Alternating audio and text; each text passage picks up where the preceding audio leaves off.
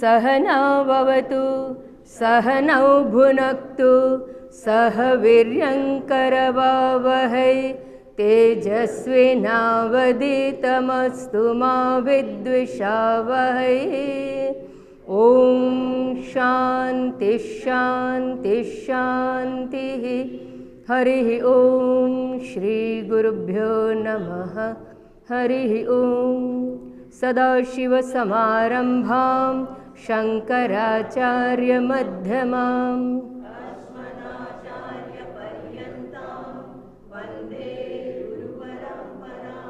वन्दे गुरुपरम्परां। श्रीहरिं परमानन्दम् उपदेष्टारमीश्वरं व्यापकं सर्वलोकानां कारणं तं नमाम्यहम्।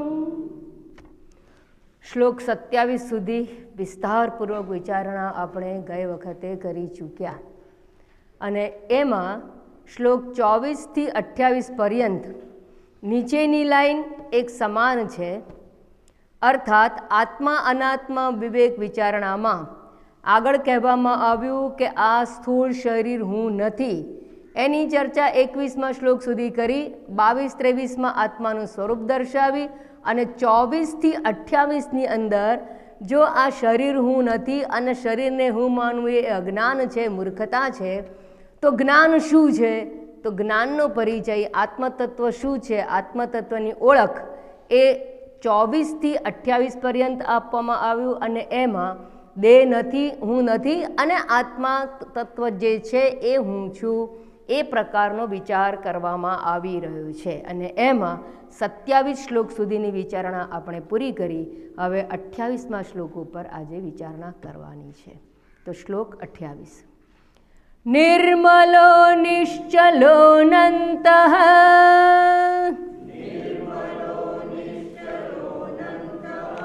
निर्मलो निश्चलोऽनन्तः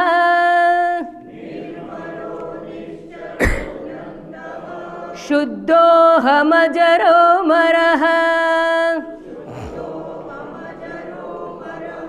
शुद्धोऽहमजरोऽमरः नाहं देहो ह्यसद्रूपः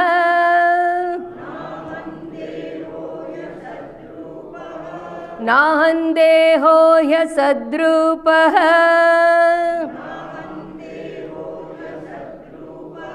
ज्ञानमित्युच्यते बुधैः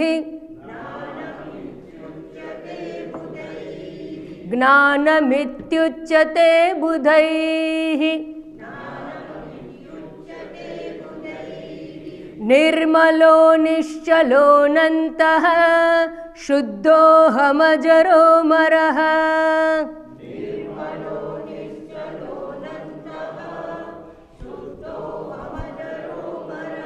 नाहं देहो ह्यसद्रूपः ज्ञानमित्युच्यते बुधैः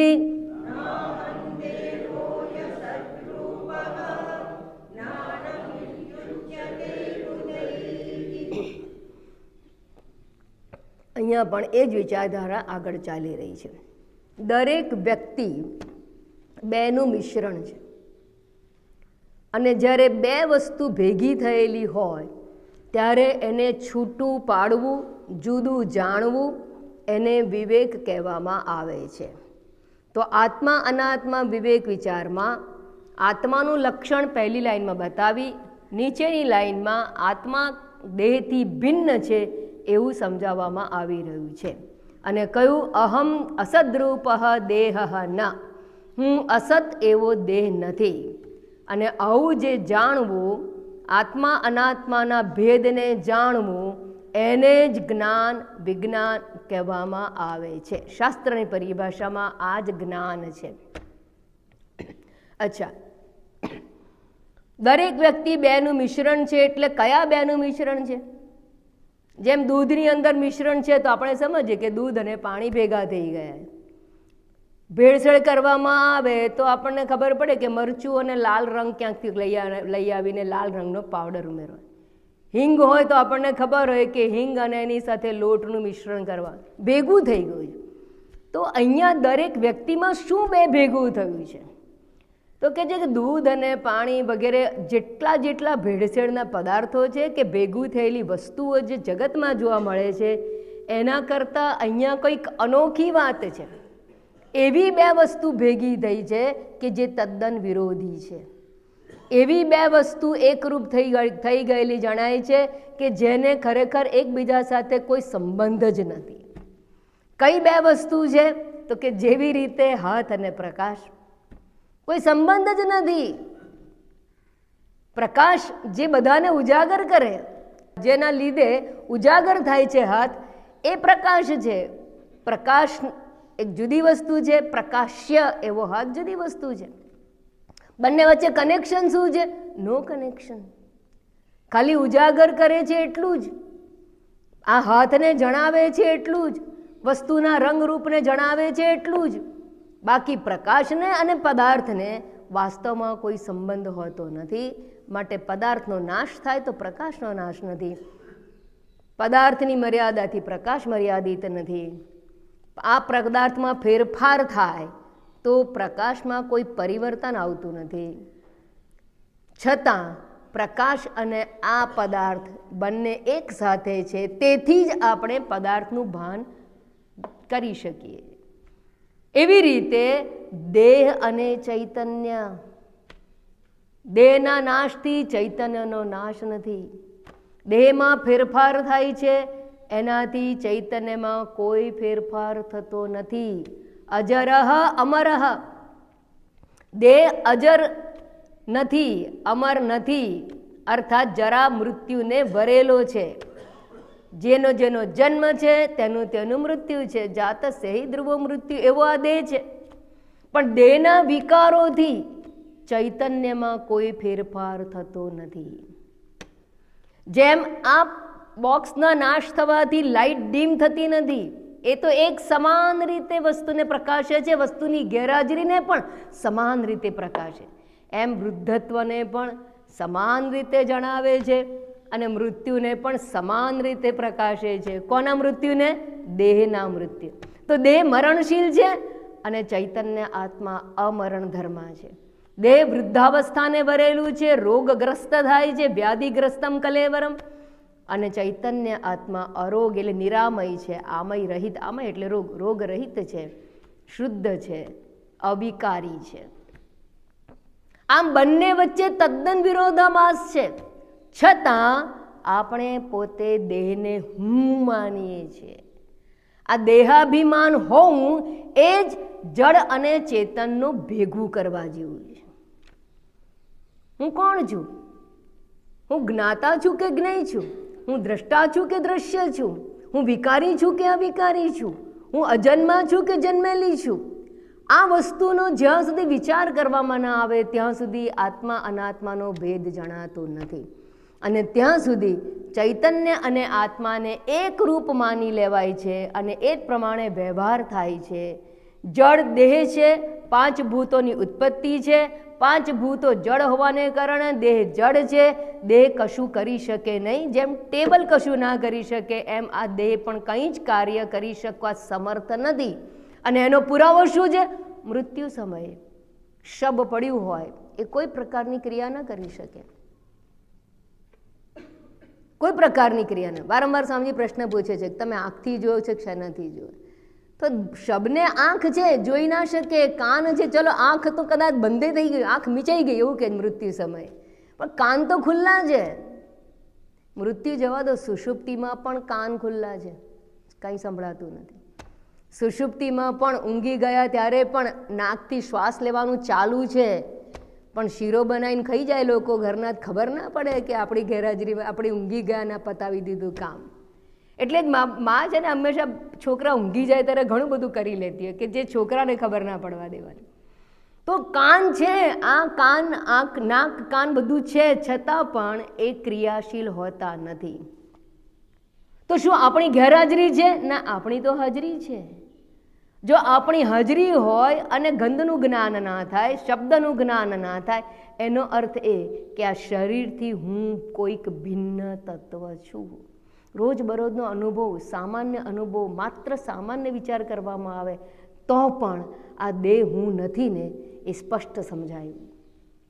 અને અત્યાર સુધી એ જ વિચારણા આગળ કરી દેવામાં આવી કે આવું શરીર છે એવું નથી, એનાથી વિલક્ષણ, કશ્ચિત વિલક્ષણ સાક્ષી, સર્વથી વિલક્ષણ છે. વિલક્ષણ એટલે ભિન્ન છે, તદ્દન જુદો, વિરોધાભાસ છે. અને છતાં એને જો એક રૂપ માનવું એને મૂર્ખતા કહેવામાં આવે. એ આગળ કહી ગયા. અને હવે કહે છે એવો અસત દેહ, અસત એટલે જડ, જડ એવો દેહ હું નથી.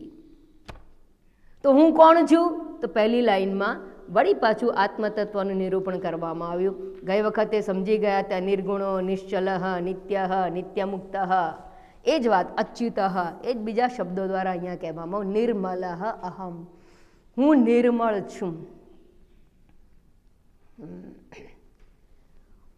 જો હું નિર્મળ છું તો નિર્મળ થવાની વાતો કેમ છે? મળ એટલે શું? મળ એટલે શું? અશુદ્ધિ. અશુદ્ધિ કયા પ્રકારની અશુદ્ધિ અહીંયા વર્ણવવામાં આવે છે? રાગ અને દ્વેષ. બહુ સામાન્ય વસ્તુ છે. અંતઃકરણગત રાગ અને દ્વેષને અશુદ્ધિ કહેવામાં આવે છે. હું નિર્મળ છું અર્થાત હું રાગ દ્વેષ રહિત છું. શા માટે મારામાં રાગ દ્વેષ નથી? બરાબર સમજો. રાગ અને દ્વેષ મનની અંદર છે. મનમાં રાગ દ્વેષ છે, મન મેલું છે. અને મનને શુદ્ધ કરવા માટેની વિચારણા ચાલે છે. મન મેલું છે, રાગ દ્વેષગ્રસ્ત છે. રાગ અને દ્વેષ એ રજોગુણનું કાર્ય છે. અને રજોગુણી મન એટલે ચંચળ મન. અને એવું ચંચળ મન હોય ત્યાં સુધી આત્મતત્વનું સ્પષ્ટ જ્ઞાન થવું અશક્ય છે. માટે મનને શુદ્ધ કરવું અર્થાત સત્વગુણી કરવું, એવી વાત શાસ્ત્રમાં કરવામાં આવી છે. યાદ રાખજો. અને એકવાર સત્વગુણી મન થઈ જાય તો સત્વગુણ મન જે છે એમાં જ જ્ઞાન ઉત્પન્ન થાય છે. જેમ કે દર્પણ હલ્યા કરતું હોય તો સ્પષ્ટ પ્રતિબિંબ ના પડે. દર્પણ ગંદો હોય તો પણ પ્રતિબિંબ સ્પષ્ટ ના પડે. મન દર્પણ જેવું છે, હલ્યા કરે છે એટલે રજોગુણયુક્ત છે. રજોગુણયુક્ત છે અને સાથે સાથે એ તમોગુણયુક્ત પણ છે. માટે એવા દર્પણ, મનરૂપી દર્પણ દ્વારા આત્મતત્વ સમજાતું નથી, કારણ કે આત્માનું ત્યાં પ્રતિબિંબ સ્પષ્ટપણે જણાતું નથી. અર્થાત આત્મતત્વનો પરિચય શક્ય નથી. માટે એવું કહેવામાં આવ્યું એક પડાવ ઉપર કે મનને શુદ્ધ કરો, રાગદ્વેષની નિવૃત્તિ કરો. પણ યાદ રાખજો, મન એટલે ચંચળતા. રાગદ્વેષને નિર્મૂળ કરીને કરવાનું શું છે? રાગદ્વેષ કાયમ માટે દૂર થતા નથી. જો તમે સત્સંગમાં છો તો બીજી જગ્યાએ તમને દ્વેષ છે, એક જગ્યાએ સંગ છે તો બીજી જગ્યાએ તમને વૈરાગ્ય છે. આ એક સિક્કાની બે બાજુ જેવું છે. અહીંયા ખાસ સમજવાની જરૂર છે. જ્યારે નિર્મલ અહમ કહેવામાં આવ્યું એટલે હું મનથી પર છું એ જાણો. અને જો એ સમજાઈ જાય તો ભલે ને મનની અંદર જે વિકારો આવે, જે વૃત્તિઓ આવે, પછી પાપ વૃત્તિ હોય, પુણ્ય વૃત્તિ હોય, મને સ્પર્શતા નથી.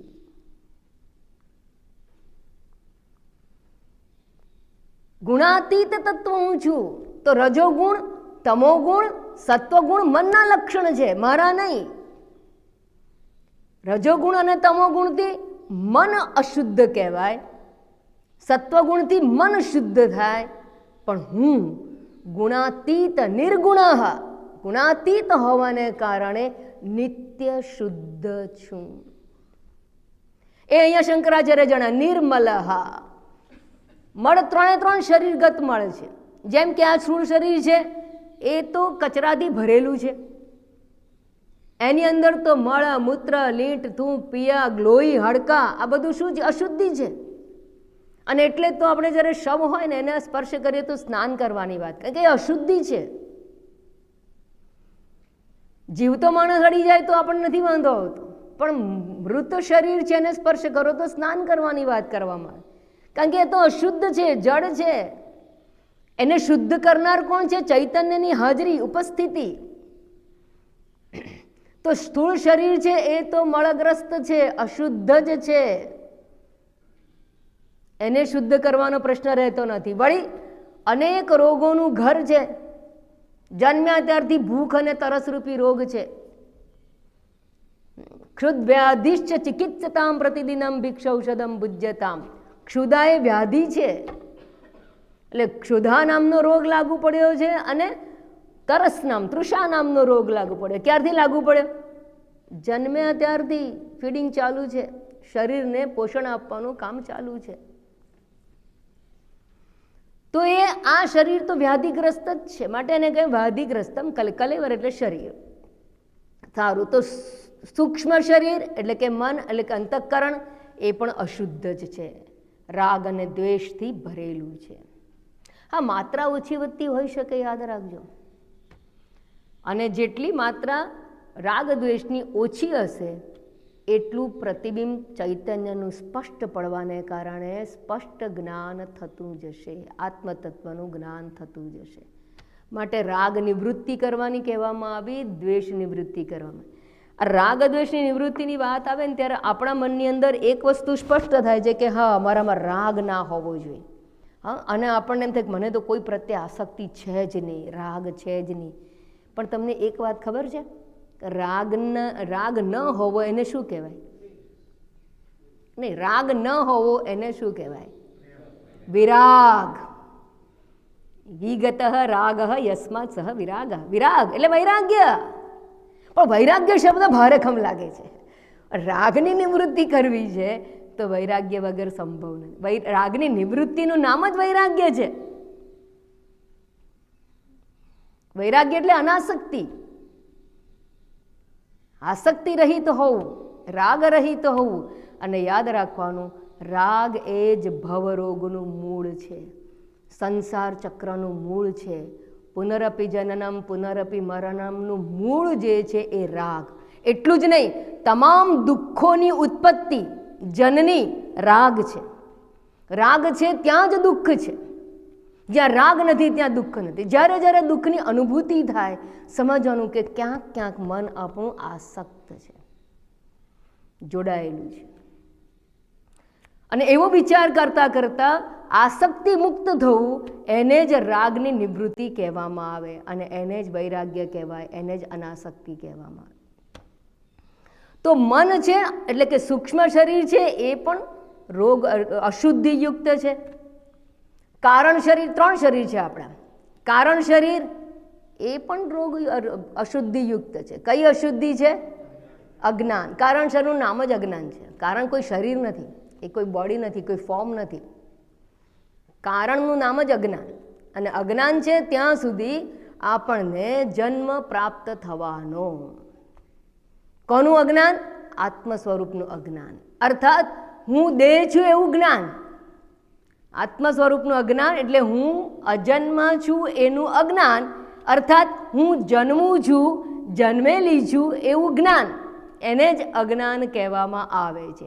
જ્યાં સુધી આપણની અંદર દેહાભિમાન છે, જ્યાં સુધી દેહાત્મ બુદ્ધિ છે, ત્યાં સુધી અજ્ઞાનનું નિવારણ થશે નહીં.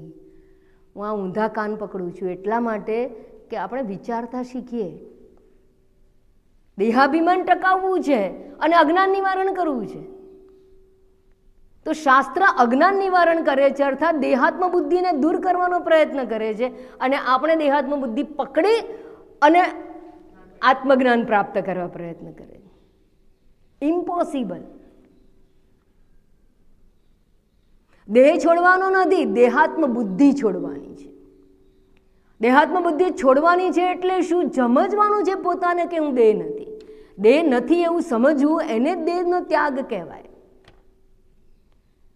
નહીં તો મૃત્યુ સમયે દેહ ત્યાગ છે એ ખરેખર ત્યાગ નથી, પુનર્જન્મની પ્રાપ્તિ છે. મૃત્યુ તો પુનઃ દેહની પ્રાપ્તિ છે. એ દેહનો ત્યાગ થતો જ નથી ત્યારે પણ, નવા દેહની પ્રાપ્તિ. પણ દેહ તો છે જ. તો હું દેહ નથી એ સમજ, એ જ્ઞાન, એ જ દેહનો ત્યાગ છે. એને જ ખરેખર મૃત્યુ કહેવાય. તો દેહાભિમાન જ્યાં સુધી છે ત્યાં સુધી જન્મ મૃત્યુ અટકવાનું નથી. અને દેહાભિમાન છે એનું કારણ અજ્ઞાન છે.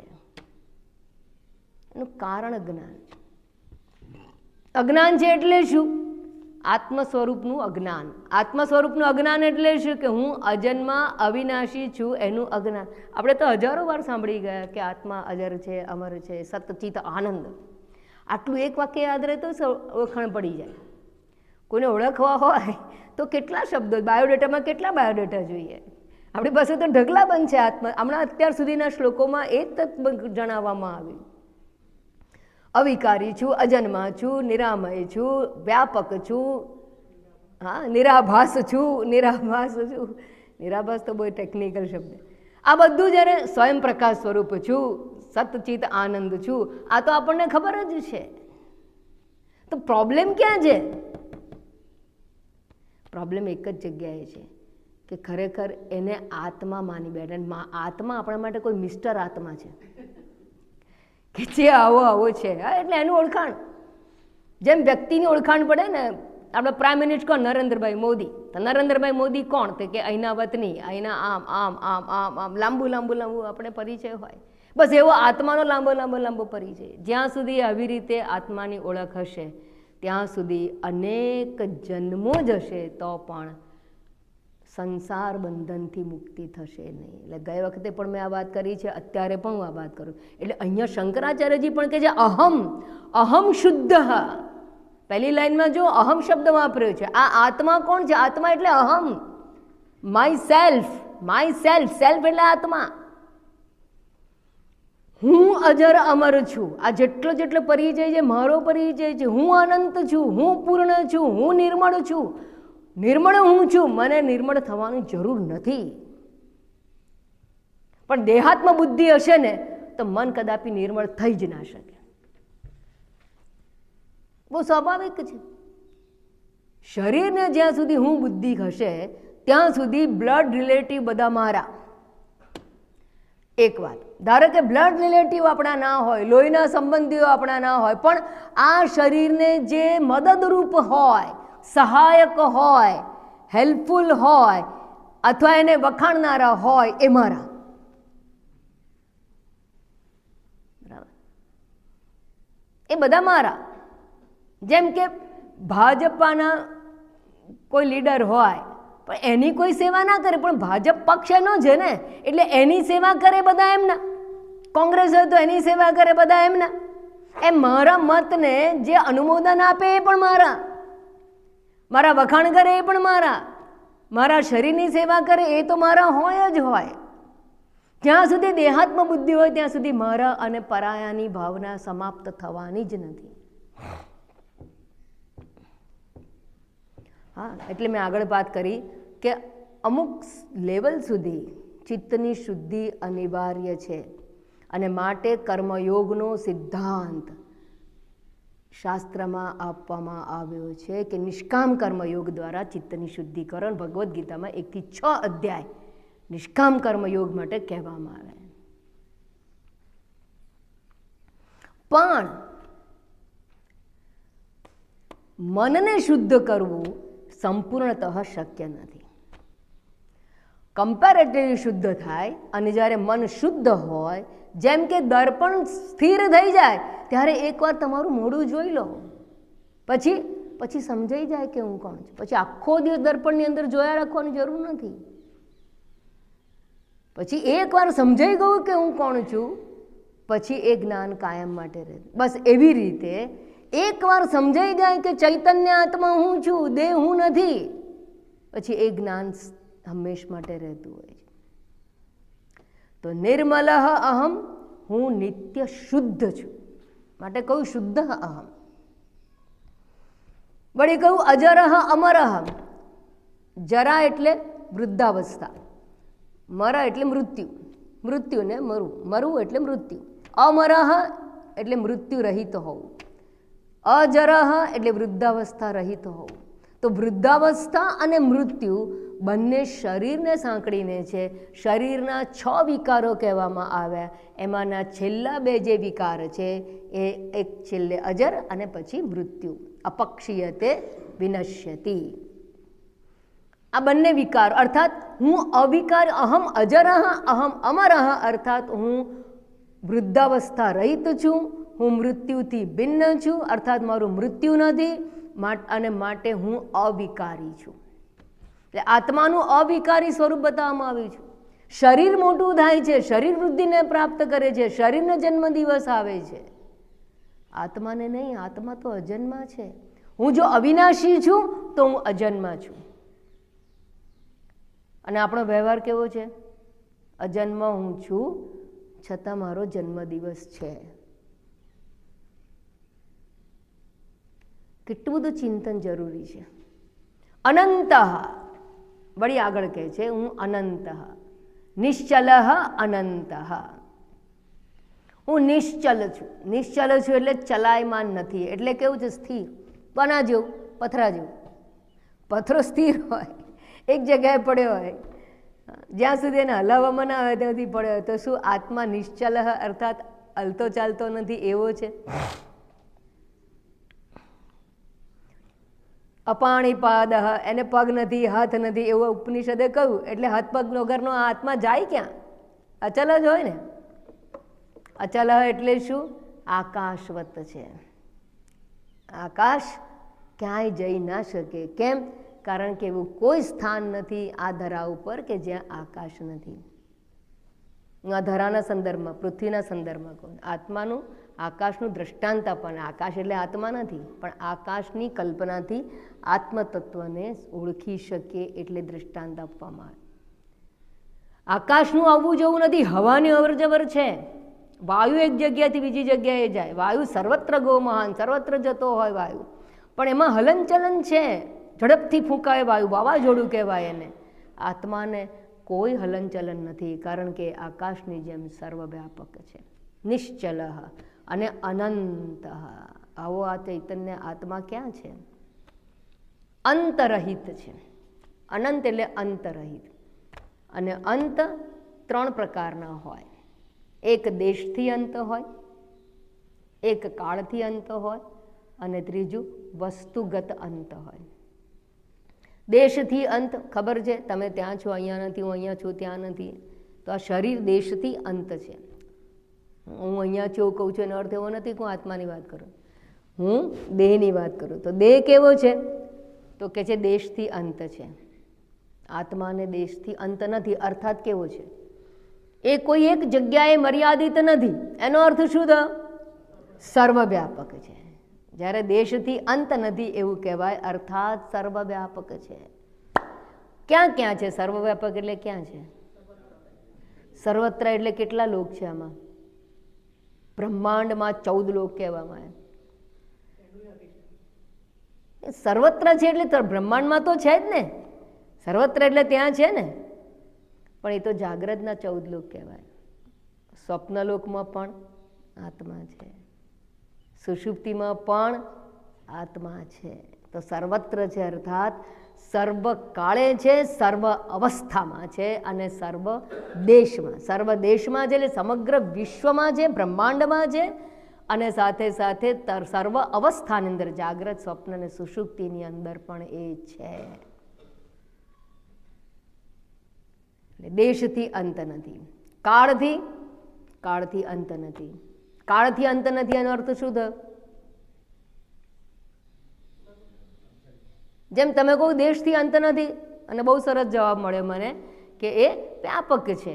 કાળથી અંત નથી એનો અર્થ શું થયો? એ જ તો થયું. કાળથી અંત નથી એટલે સમયથી પર. એ તો તમે પર્યાય શબ્દ આપ્યો. એનો અર્થ શું થયો? એક શબ્દ જોઈએ, નિત્ય છે. કાળથી પર છે એટલે શું? નિત્ય છે, હંમેશા રહેનાર છે. અને આગળ કહ્યું અજરહ અમરહ અર્થાત અવિકારી છે. તો વ્યાપક છે, નિત્ય છે, અવિકારી છે. આગળ મેં સમજાવ્યું, અજર અને અમર બે વિકાર છે દેહના, અને આત્મામાં વિકાર નથી, અર્થાત અવિકારી છે, અપરિવર્તનશીલ અસ્તિત્વ છે. નિત્ય તો છે પણ પરિવર્તન પામ્યા વગરની સત્તા છે. એટલે જેવી હતી પહેલા એવી ને એવી જ સત્તા. અત્યારે કંઈ આત્મામાં ફેરફાર થતો નથી. એટલે એ નિત્ય છે, અને જેવું પહેલા અત્યારે કે પછી એમાં કોઈ પ્રકારના ફેરફાર શક્ય નથી. એવું એ તત્વ છે, માટે અવિકારી તત્વ છે. વ્યાપક છે, નિત્ય છે, અવિકારી છે. અનંત શબ્દનો ત્રીજો અર્થ શું કહ્યો આપણે?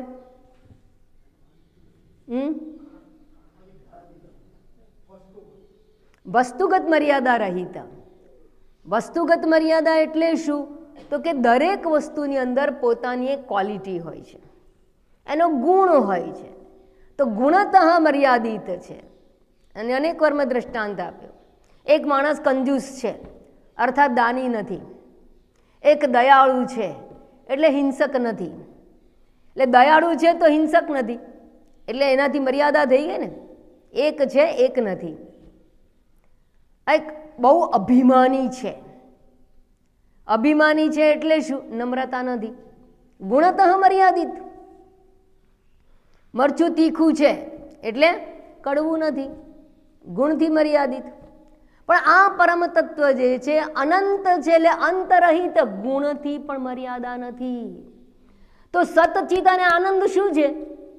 આત્માના ગુણ છે? ના, આત્માના ગુણ નથી, એ સ્વરૂપ છે. નિર્ગુણ. આત્મા નિર્ગુણ છે, એને કોઈ ગુણ જ નથી. એટ્રીબ્યુટલેસ, વિશેષણ મુક્ત છે, એના કોઈ વિશેષણ નથી. તો સતચિત અને આનંદ શું છે? તો કે છે કે જે અસત છે એનાથી ભિન્ન દર્શાવવા માટે સત શબ્દનો પ્રયોગ કરવામાં આવ્યો. જે કાળથી બદ્ધ છે એનાથી ભિન્ન તત્વ હોવાને કારણે એને સત કહેવામાં આવ્યું, નિત્ય કહેવામાં આવ્યું. ચૈતન્ય તત્વ કેમ કહેવામાં આવ્યું? કારણ કે જળથી ભિન્નતા દર્શાવવા માટે. બસ જળથી ભિન્ન છે માટે કહું, નેતિ નેતિ દ્વારા એનો ઉપદેશ આપવામાં આવે. આ છે એવું અનિર્દેશ્ય કહેવામાં આવે, અને આનંદ છે એવું કહેવામાં આવ્યું. કારણ કે અંત છે ત્યાં દુઃખ છે. અંતરહિત તત્વ છે એવું દર્શાવવા માટે આનંદ કહેવામાં આવ્યું. પૈસા ખલાસ થાય તો શું થાય? દુઃખ થાય. જીવન સમાપ્ત થાય તો શું થાય? દુઃખ થાય. અંત છે ત્યાં દુઃખ છે. ન સ્વલ્પે ન અલ્પે સુખમ અસ્તિ. મર્યાદા છે ત્યાં સુખ નથી. યો વૈ ભૂમા તત્સુખમ. જે વ્યાપક છે, અનંત છે, એ જ સુખરૂપ છે, આનંદ સ્વરૂપ છે. માટે અનંત શબ્દ અને આનંદ શબ્દ પર્યાય છે. એટલું જ મારે કહેવું. સત્યમ જ્ઞાનમ અનંતમ બ્રહ્મ. એવું આ ચૈતન્ય તત્વ એ કોણ છે? શુદ્ધ છે, અજર છે, અમર છે, નિશ્ચળ છે, અનંત છે. અને જે અનંત હોય, દેશકાળ વસ્તુગત મર્યાદાથી મુક્ત હોય, અર્થાત એ પૂર્ણતઃ અમર્યાદિત છે.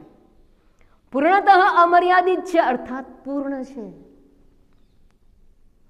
અનંત શબ્દ પૂર્ણતા સૂચવે છે. હું પૂર્ણ છું, અને મારી પાસે બધું જ હોય તો શું હોવું જોઈએ? સંતોષ. સંતોષ હોવો જોઈએ. આપણા જીવનમાં તો સામાન્ય સંતોષ નથી.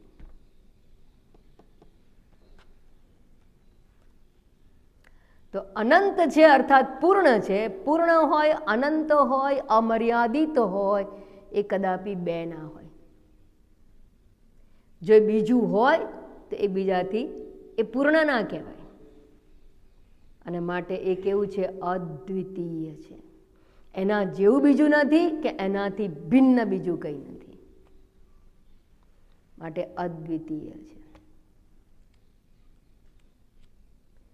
એકમેવા દ્વિતીયમ બ્રહ્મ. એકમ એવ. એવ શબ્દ બતાવે છે શું? એવું એમ તો સૂર્ય એક પણ બીજું હોઈ શકે, આકાશ એક છે પણ પૃથ્વી વગેરે બીજા ભૂતો છે, પણ આ એકમ એવ અર્થાત એના જેવું બીજું કંઈ નથી. અને એના સિવાય બીજું કંઈ નથી એવું બતાવવા માટે કહ્યું અદ્વિતીય. એના સિવાય બીજું નથી તો જે પૂર્ણ હોઈ શકે, તો જે અનંત હોઈ શકે. અને જો પૂર્ણ અને અનંત છે અને એવું જે તત્વ છે એ હું છું, મારું સ્વરૂપ છે. અનંતોહમ, નિત્યોહમ, અવિકારી સ્વરૂપોહમ, શુદ્ધોહમ, નિર્મલ અહમ. આ પોતાની ઓળખ છે, પોતાનો સાચો પરિચય.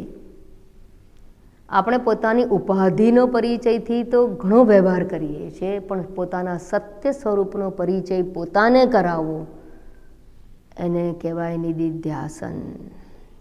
તો યાદ રાખવાનું, નિધિધ્યાસનમાં 2 વસ્તુ મેં આગળ પણ કહી હતી તમને, કે એક તો નેતિ દ્વારા અનાત્માનો નિષેધ કરવા રૂપ નિધિધ્યાસન, અને શુદ્ધોહમ, અમરોહમ, નિત્યોહમ દ્વારા હું તત્વનો સ્વીકાર કરવાનો રૂપ. જે આત્મતત્વ છે એમાં હું બુદ્ધિ સ્થાપિત કરવી, આત્મનિષ્ઠા રૂપ, આત્મનિષ્ઠા પ્રાપ્તિરૂપ નિધિધ્યાસન. અને એ નિધિધ્યાસન કરવા માટે આ શબ્દો બહુ બહુ મહત્વના છે. આગળ કહે છે હવે કેટલાક વિભિન્ન મતવાદીઓ આ આત્મા વિશે વિભિન્ન અટકળો કરે છે, અને આપણને તો એની કલ્પના પણ નથી આવતી કે વિભિન્ન મતવાદીઓ કેટલા છે, કયા છે, કેવા છે.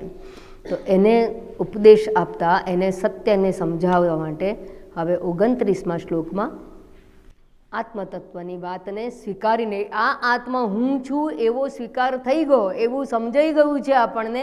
હવે એના બેઝ ઉપર, એના આધાર ઉપર આગળની વિચારણા ચાલે છે. પહેલાં દેહ હું નથી એ સમજાવ્યું, પછી આત્મા શું છે એ સમજાવવામાં આવ્યું, પછી દેહ હું નથી અને એ આત્મતત્વ હું છું એ સમજાવવામાં આવ્યું. હવે એવું જ્યારે એસ્ટાબ્લિશ થઈ ગયું કે શરીર આદિ હું નથી અને હું ચૈતન્ય આત્મા છું, તો એના આધારે હવે આગળની વિચારણા ચાલે છે.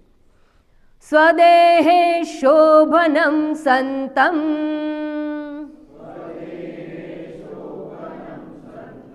સ્વદેહે શોભનમ સંતમ,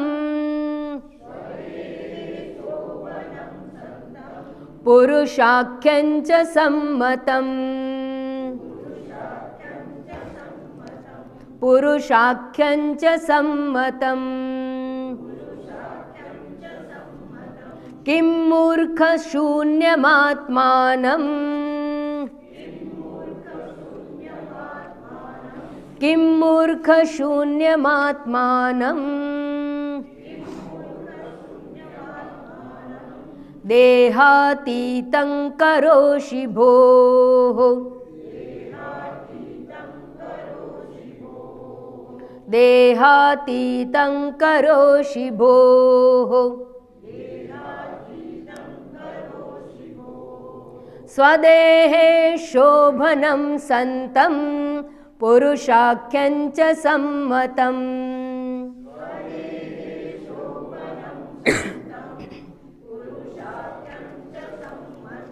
કિમ મૂર્ખ શૂન્યમાત્માનમ, દેહાતીતં કરોષિ ભોઃ.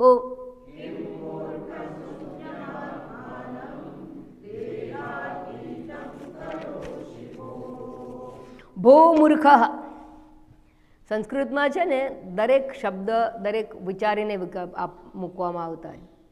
કેટલીક વાર રે, અરે અરે એટલે કે ને અરે એટલે આમ તુચ્છ એનું સંબોધન છે, પણ માન વગરનું સંબોધન કહેવાય. ભો, ભો છે ને એ થોડા માન સાથેનું સંબોધન, પણ કહેવાય છે તો મૂર્ખતાને, પણ થોડીક આદર સહિત મૂર્ખ કહેવામાં. પેલો આદર વગર, રે મૂર્ખ, આદર વગરનો મૂર્ખ. આ થોડા આદર સહિતનું મૂર્ખ.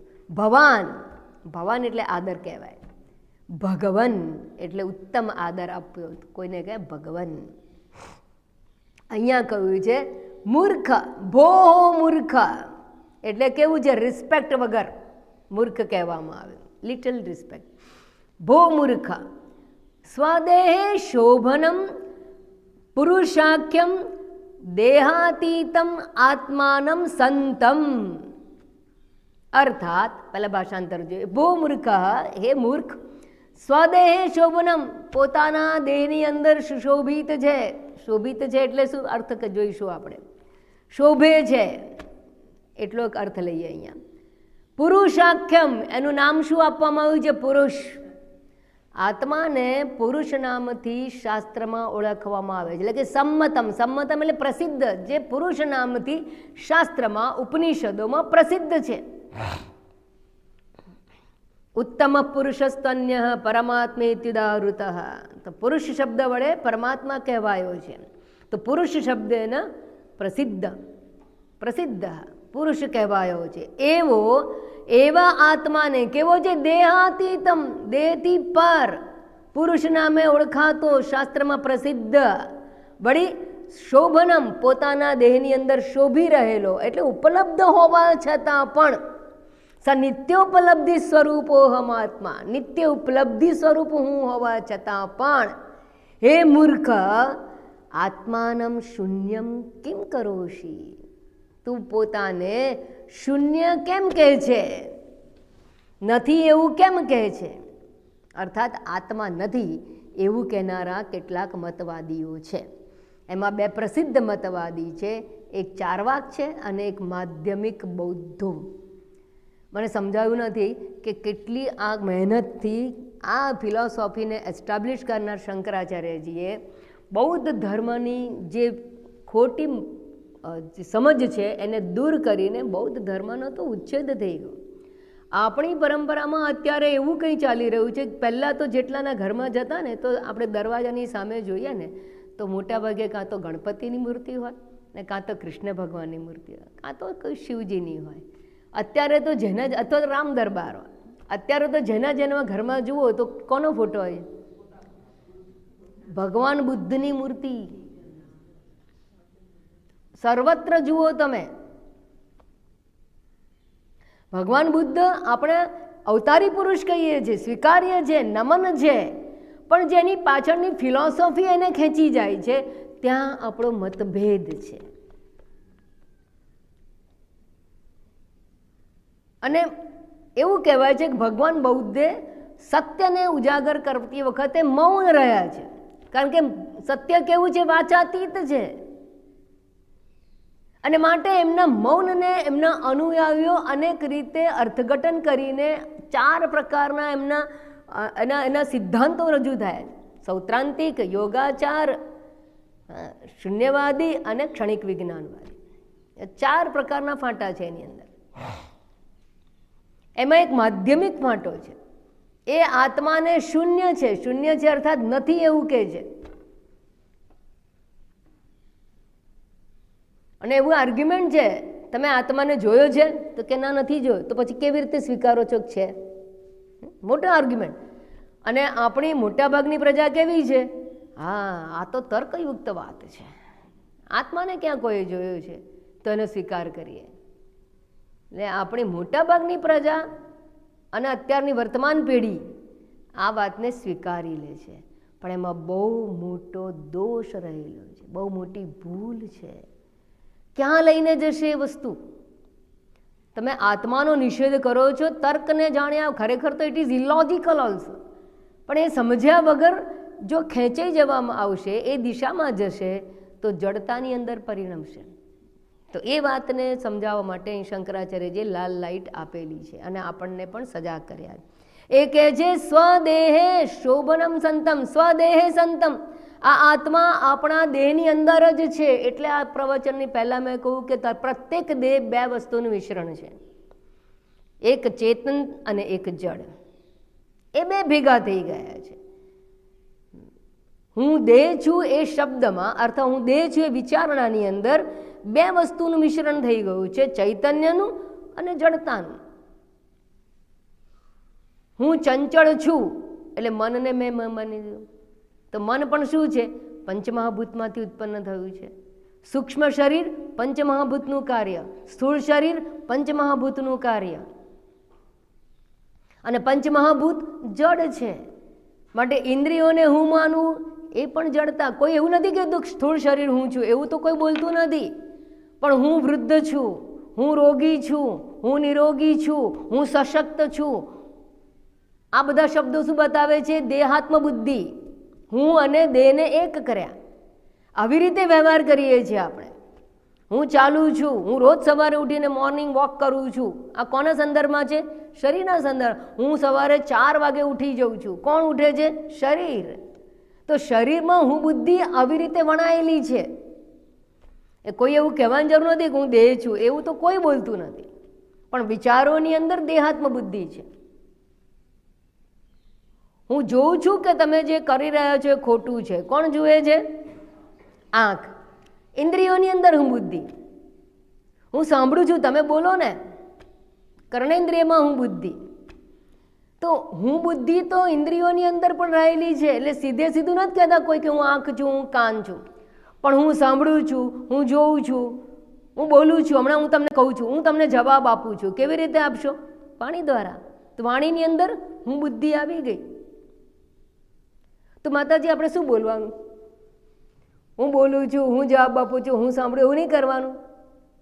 કરવાનું, પણ અવેરનેસ જરૂરી છે. અવેરનેસ હોવી જોઈએ, જાગૃતિ હોવી જોઈએ. વ્યવહાર તો આ રીતે જ થશે. દેહાત્મ બુદ્ધિ વગર વ્યવહાર સંભવ જ નથી. જગતમાં પ્રવેશ દેહાત્મ બુદ્ધિથી છે. અને કોઈ પણ પ્રકારનો વ્યવહાર, પછી સાત્વિક, રાજસિક કે તામસિક, કોઈ પણ વ્યવહાર, એ વ્યવહાર માટે શરીર અનિવાર્ય છે. શરીર માધ્યમ ખલુ ધર્મ સાધનમ, એ તો જોઈશે જ. પહેલું વ્યવહાર તો શરીરથી જ થશે. પણ અવેરનેસ હોવી જોઈએ કે એ શરીરમાં હું સાંભળું છું એવું કહેવા છતાં કર્ણેન્દ્રિય હું નથી, ચેતન હું છું. શ્રોત્રસ્ય શ્રોત્રમ, મનસો મનોય, વાચોહ વાચમ, વાણીની વાણી છું. હું મનનું મન છે. યન મનસા ન મનુતે યેના આહુર મનોમતમ. જે મનથી વિચારી શકાય તેવું તત્વ નથી, પરંતુ જેના લીધે મન વિચારવાનું સામર્થ્ય પ્રાપ્ત કરે છે એ તત્વ હું છું. જે કર્ણેન્દ્રિય છે એવું નથી, પણ જેના લીધે કર્ણેન્દ્રિય સાંભળવાનું સામર્થ્ય પ્રાપ્ત કરે છે એ ચૈતન્ય હું છું. તો જ્યારે આવું બોલતા હોઈએ ત્યારે આ અવેરનેસ, જાગૃતિ હોવી જોઈએ કે ચૈતન્ય તત્વ પાછળ રહેલું છે એ હું છું. એવી સમજ હોવી જોઈએ.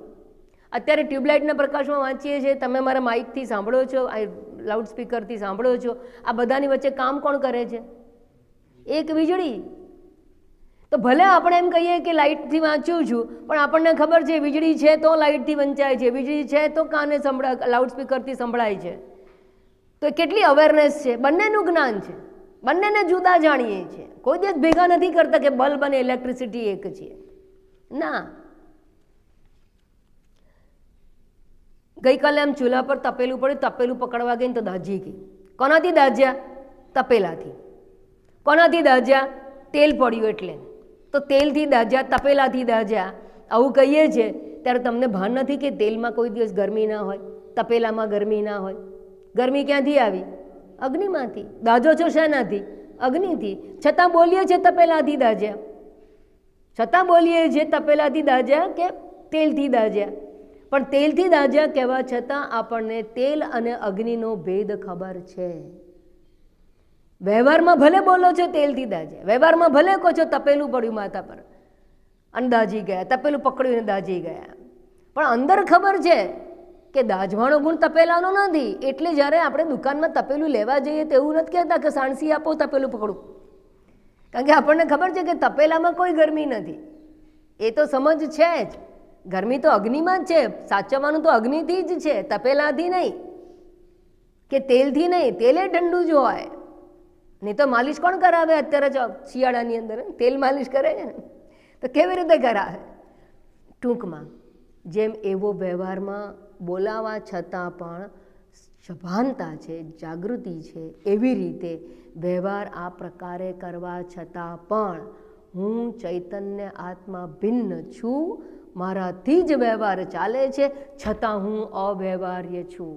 જેમ વીજળીથી જ હીટર ચાલે, વીજળીથી જ ફ્રીજ ચાલે, વીજળીથી જ બલ્બ ચાલે, વીજળીથી જ એમ્પ્લીફાયર ચાલે, અને છતાં વીજળી નથી, એમ્પ્લીફાયર નથી, હીટર નથી, પ્રકાશ કે નથી ટ્યુબ, એ બધાથી ભિન્ન છે. એમ મારી હાજરીથી કાન સાંભળે, મારી હાજરીને લીધે આંખ જુએ, મારી હાજરીથી વાણી બોલે છે, મારી હાજરીથી મન વિચાર કરે છે. આ બધું જ ક્રિયા થવા છતાં પણ હું અવ્યવહાર્ય, વીજળીની જેમ અવ્યવહાર્ય સ્વતંત્ર અસ્તિત્વ ધરાવું છું. અવેરનેસ છે. એટલે અહીંયા કે છે સ્વદેહે શોભનમ સંતમ, પોતાના દેહમાં છે પણ અલિપ્ત છે, અસંગ છે. અને પોતાના દેહમાં આ ચૈતન્ય હોવા છતાં કેવી રીતે જાણ્યું કે ચૈતન્ય દેહમાં છે? દેહમાં ચૈતન્ય તત્વ છે એવું જાણ્યું કેવી રીતે? આંખથી, કાનથી, નાકથી? ના, ઇન્દ્રિયાતીત છે. મનથી જાણ્યું કે હું છું? ના, હું છું માટે તો મન વિચારે છે. તો મન કેવી રીતે જાણી શકે? આ કોના જેવું છે? બધું જ સૂર્યપ્રકાશથી પ્રકાશિત થાય છે. તો સૂર્યને કેવી રીતે જાણ્યું કે સૂર્ય છે? આ જગતમાં બહાર નીકળો અને તમને થાય કે આ દેખાય છે, વૃક્ષ દેખાય છે એટલે છે, મકાન દેખાય છે, નદી દેખાય છે એટલે છે, પર્વત દેખાય છે, પર્વત છે. પણ સૂર્ય છે એવું કેવી રીતે ખબર પડે? સૂર્ય છે, સૂર્ય પોતાના અસ્તિત્વને ઉજાગર કરે, સ્વયં પ્રકાશ સ્વરૂપ છે. એમ ચૈતન્ય હું છું અને હું મારા અસ્તિત્વને સ્વયં જાણું છું. મારી સત્તાને, મારા અસ્તિત્વને જાણવા માટે મારે કોઈ ઉપર આધાર રાખવો પડતો નથી. મારું મન કહે છે માટે હું છું? ના ના, મન તો નહોતું, ઊંઘી ગયું હતું સુષુપ્તિમાં, તોય હું તો હતી.